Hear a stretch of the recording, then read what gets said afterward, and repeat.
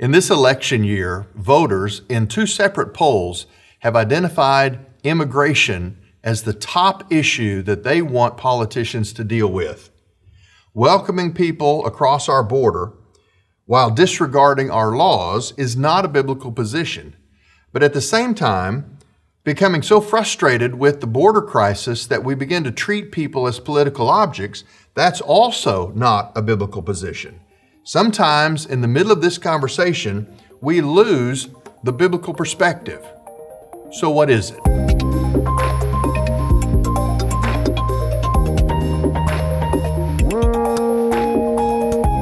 In November of 2022, Governor Abbott of Texas sent a letter to President Joe Biden concerning the wave of illegal immigrants that were crossing the Texas border, prompting him to cite two different sections of the Constitution. He cited first Article 1, Section 10, which says, "No state shall, without the consent of Congress, lay any duty of tonnage, keep troops or ships of war in time of peace, enter into any agreement or compact with another state or with a foreign power to engage in war unless actually invaded or in such imminent danger as will not admit of delay."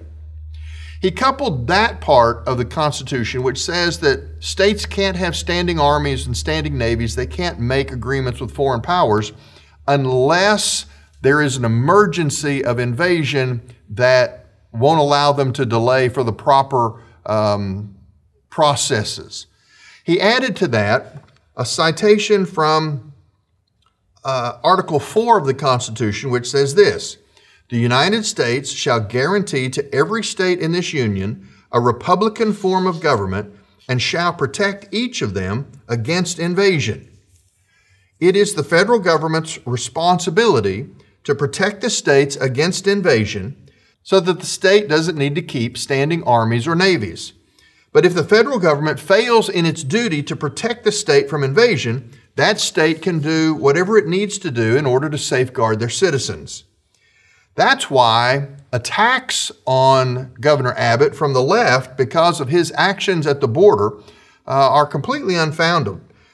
Everybody says that the governor of Texas is defying the Supreme Court of the United States. Let me tell you exactly what happened. Governor Abbott, in a section of the Rio Grande near Eagle Pass, put razor wire in place to limit people who were coming ashore by crossing the river into Texas. The razor wire blocked a boat dock, which the federal agents, border agents, used to launch their boats for patrols along the river. So with the razor wire, they were denied access to the boat dock that they typically used. The Biden administration sued the state of Texas for hindering federal agents in the conduct of their duties. What the Supreme Court did was they refused to hear an appeal of the case after a lower case argued that, decided that the governor needed to make a way through the wire so that federal agents could do their responsibilities. What did not happen is that the Supreme Court and no lower court actually has issued any opinion that tells the governor of Texas to stop doing what he's doing, other than the simple, narrow issue of making access to that boat dock available to federal agents. In other words, he's not defying the Supreme Court as the panicked left-wing media tells us. He is simply engaging the National Guard of Texas to the border to limit this, what he terms an invasion of their state. And he cites these constitutional principles that allows him to act unilaterally if the federal government fails to keep their part of the compact, which is the relationship between the federal government and the states. The federal government's abdication of any serious policy to restrain illegal immigration puts the state in an impossible situation. And until we see the White House foundationally change their policies, what other choice does Texas have? Now, the question specifically there is a question of separation of powers, of what the state has the legal right to do versus what the government does. Frankly, the decision to let the federal agents have access to the boat dock while leaving the razor wire in place along the rest of that section of Eagle Pass, that seems like a reasonable decision by the courts. And because it's reasonable, the Supreme Court denied even to hear the appeal because they were satisfied that that's the right answer. The larger question for us, particularly in this election year, is how do we deal with immigration as policy? I mean, what should be the way we approach this issue? There's no shortage of suggestions, but most of them lack any real biblical perspective. In fact, a recent Lifeway research poll says that even among self-identified evangelicals, only 12% cite the Bible as the primary influencer of their thinking about immigration. In fact, the summary of the poll's information goes on to say that when it comes to the top factor that informs American evangelicals about this topic of immigration, more evangelicals cited the media than the Bible, their local church, and their national Christian leaders combined. In other words, this is a critical issue of our time. Remember, voters have said this is the #1 issue in this year's campaign. And yet, evangelicals, at the very moment that we must think biblically, we are drawing our information from everywhere else except the place that we should be going to. Okay?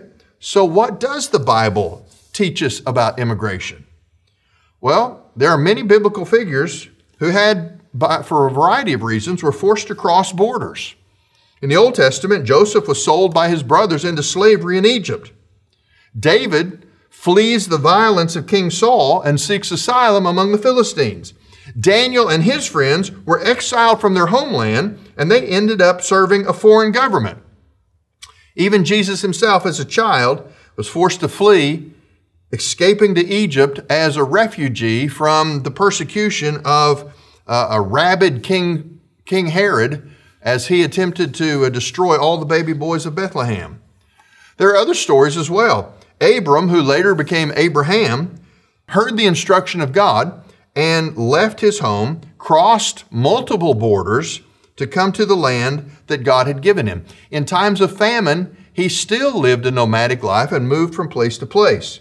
His son Isaac and his grandson Jacob also moved because of famine across borders.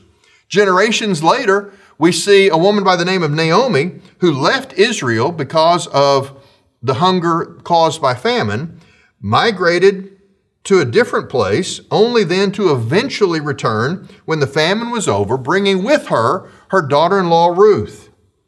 The Bible has no shortage of verses that indicate the way that we're to deal with people who cross the border into our country. For example, Deuteronomy chapter 24 says this: leave what remains for the foreigner, the fatherless, and the widow. That's instruction to farmers to not plow to the very edges of their field. To not harvest to the very edges of their field, but to leave some of their produce at the end of the season for 3 categories of people to come and provide for themselves. That is the widow, the fatherless or the orphan, and the foreigner. Those 3 categories are significant, especially throughout the Old Testament, as God gives instructions about his particular concern for those categories. For example, Deuteronomy 27:19 says, cursed is anyone who withholds justice from the foreigner, the fatherless, or the widow. In Psalm 94:6, the psalmist laments the wicked who slay the widow and the foreigner and murder the fatherless. In Psalm 146, verse 9, it says that the Lord watches over the foreigner and sustains the fatherless and the widow, but frustrates the way of the wicked. One more, Leviticus 19, verses 33 and 34 says, when a stranger sojourns with you in your land, you shall do him no wrong. You shall treat the stranger who sojourns with you as the native among you, and you shall love him as yourself, for you were strangers in the land of Egypt. I am the Lord your God. In other words, it was Israel's history of being themselves refugees and immigrants that God drew as their standard for the way that they should treat those who come to Israel. Now, the prophets have this same emphasis. Jeremiah 22 says, do what is just and right. Do no wrong or violence to the foreigner, the fatherless, or the widow. Zechariah says, do not oppress the widow or the fatherless, the foreigner, or the poor. Even the prophet Malachi announces that God has judgment on those who oppress widows and the fatherless and deprive the foreigners among you of justice. Okay, you get the point. The Bible has a high standard for the way that we treat foreigners, those who come into our nation. Now, here's where the Bible now provides balance. Those verses are often quoted by people who say, open the border and accept anybody who comes in, and this is a biblical call that we have open borders. That is not what the Bible teaches. The Bible teaches that there is justice, you treat foreigners as human beings, not as political pawns to be used by those in power for whatever agenda they have. But the Bible balances that by also teaching that the expectation for foreigners, and this is significant, the expectation for foreigners who come into their land is that they assimilate into the culture of Israel. It is the death of a nation when it becomes so tribalized that there's no societal unity, there's no identity as a single nation. And what's happening, what the Bible teaches is that Israel was to have, to be open to the influx of those who wanted to come into their land, but they were those who wanted to come into their land and be Israel. See, that's where our current situation needs some work, because we're allowing people into our country with no expectation that they want to be American. And that's a very dangerous long-term position for a nation to take. Let me give you a couple of passages. In Exodus 12, verse 49, speaking about the Passover, let me read this verse, Exodus 12, 49. It says, but if a stranger, meaning a foreigner, resides with you and celebrates the Passover to the Lord, all of his males are to be circumcised, and then he shall come near to celebrate it, and he shall be like a native of the land. But no uncircumcised male may eat it.